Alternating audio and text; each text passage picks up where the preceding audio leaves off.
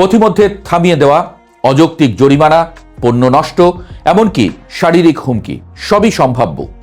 এটি বিচ্ছিন্ন ঘটনা নয়, বরং এটি কাঠামোগত বিষয় হয়ে দাঁড়িয়েছে।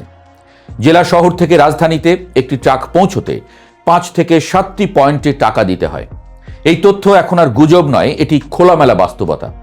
নাম ভিন্ন, সমিতির ফি, টার্মিনাল চার্জ, লাইন খরচ, কিন্তু প্রকৃতি এক অবৈধ আদায়। এই অর্থের যোগান আসে কোথা থেকে? শেষ পর্যন্ত ভোক্তার পকেট থেকেই। সবজি, নিত্যপণ্য, নির্মাণ সামগ্রী সবকিছুর দামে 15 থেকে 30% পর্যন্ত অতিরিক্ত চাপ যুক্ত হয় এই অদৃশ্য করের কারণে।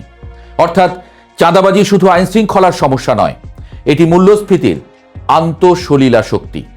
বাজারে যখন দাম বাড়ে, আমরা বৈশ্বিক জ্বালানি, ডলার সংকট, আমদানি ব্যয়ের কথা বলি, কিন্তু রাস্তায় যে সমান্তরাল আদায় চলছে সেটিও সেই দামের অংশ।